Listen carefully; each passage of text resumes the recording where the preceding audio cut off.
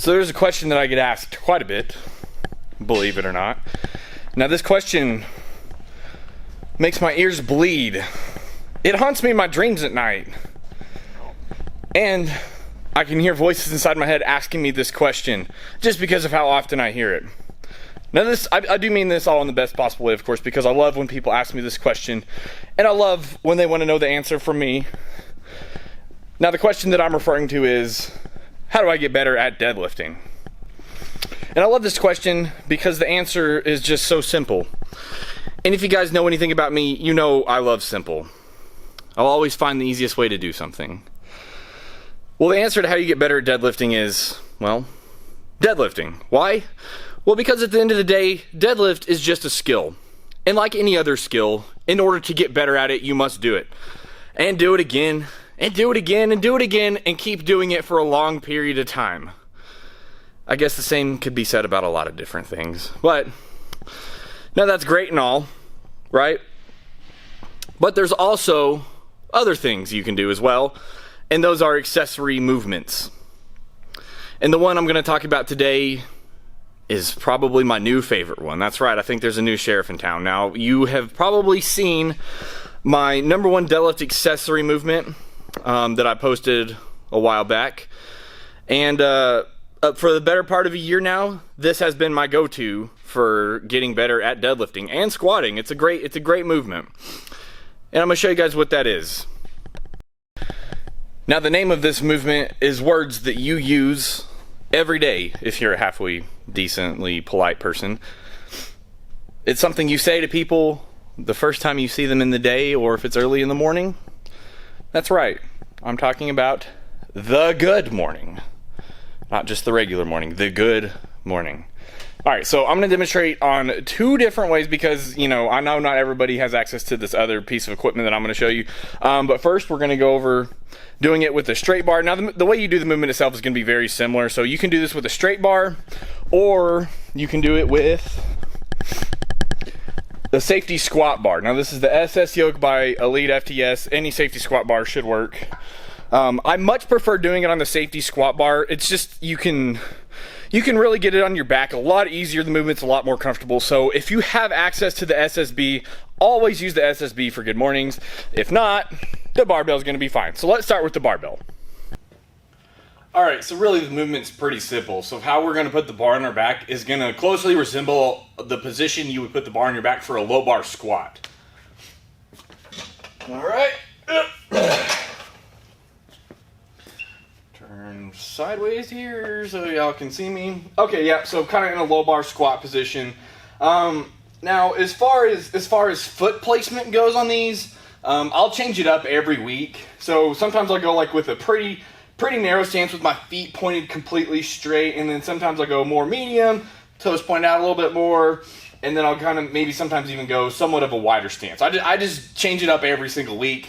But yeah, so pretty much what we're looking for here is obviously we want to keep our back straight, and we just want to hinge at the hips, just like that, and then come back up.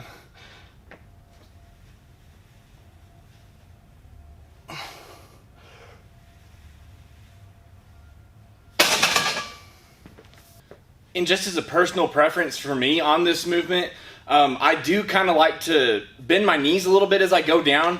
You know, that way the weight isn't getting just like way over my center of gravity and shifting to my lower back too much, especially whenever the loads start to get heavier and heavier. If I'm going a little bit lighter and I'm really trying to target my hamstrings a little bit more, then I will keep my legs quite a bit more straight and focus on more of a stretch in my hamstrings. But normally whenever I do these, I'm doing them in a way that I can be the strongest at them. So I will do like a half squat into it. So kind of like you see people squatting at the commercial gyms and whatnot, or in a SPF meet. We're going to do that. You know, maybe I should just call it that instead of a good morning. Call it SPF squat. But yeah, so, you know, as I bend down, push my hips back, let my knees come forward a little bit, get a good stretch, and then just come back up from there. Pretty simple, so that's how I like to execute the movement. So now I'm just going to go ahead and switch over to this SSB bar, and I'm going to show you a couple of different variations of the good morning that you guys can do as well. Okay, but first, there's something going on here. Who put the squat bar on the bench? I don't understand. Oh my god. Ugh. Okay, I don't have to fix. Alright, so now obviously the first one is just a regular good morning, just how I demonstrated there a second ago. And I really don't like to get too technical with exactly how you should do it. Just keep your core tight and don't hurt your lower back. This is a movement that could be very easy to hurt yourself on if you do it wrong. So yeah, just a regular old good morning here.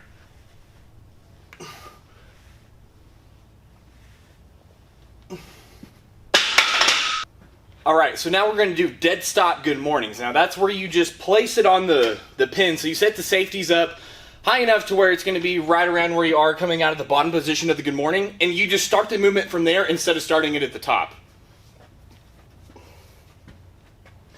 So just crawl under the bar like this. Get your feet set where you want them. Get that core tight. Get those hamstrings tight and ready to fire up. And then just stand up with it. And then just let the bar kind of come back down. And then, yep, just like that.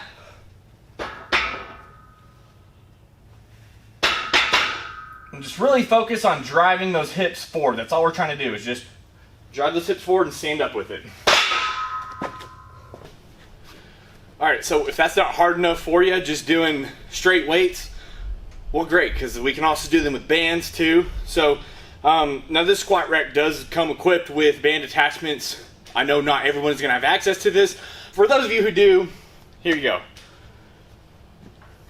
Alright, so we're just going to line up on it the same way, and just make sure to be very careful as the band tension is very, very high here. So we're just going to rack, walk back, find the groove of the bands, and then just kind of do the good morning from there.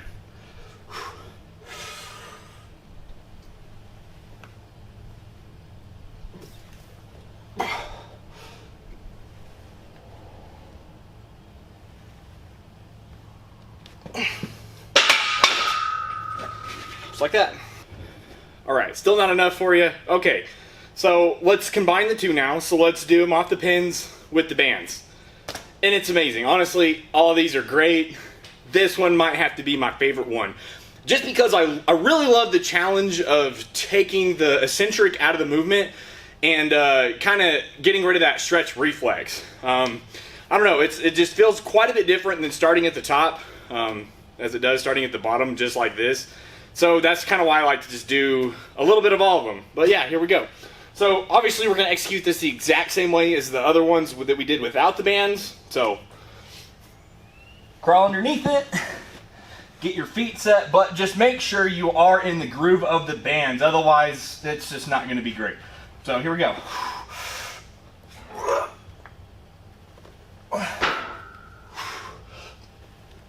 Let it come to a complete rest after every rep.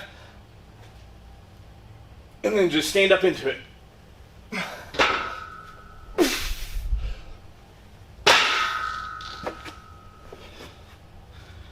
There we go. Okay, so last variation here. And if you remember me saying a second ago, the ones that I like to do whenever I keep my legs, you know, considerably more straight and just focus on more of a stretch my hamstrings and really just target those a lot more than anything else. I like to do these with what's called forward bands, and they're called that because the bands kind of pull you forward a little bit. So if you look here, you'll see that I only have the bands tied to one peg down here instead of two. Before they were tied to two, so it would be like centered. But what I'm going to do here, I have it tied to just one. That way when I take a couple steps back, it's going to kind of just push me forward a little bit.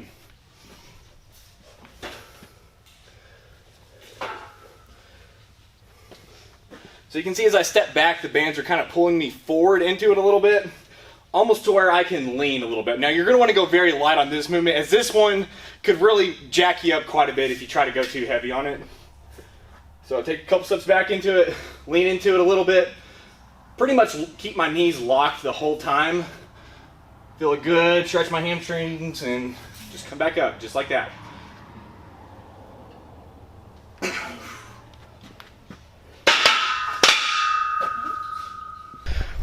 Alright guys, so yeah, that's how you do the good morning, and a couple of variations of the good morning. Which one is the best? I don't know. I just like to do all of them. I'll do a different one every week. Either that be like a different stance placement, you know, a different setup off the pins, with the bands, without the bands, just straight weight, whatever. I do something different every week with them. And I really can't say which one I like the best, because I think just doing them in general is enough.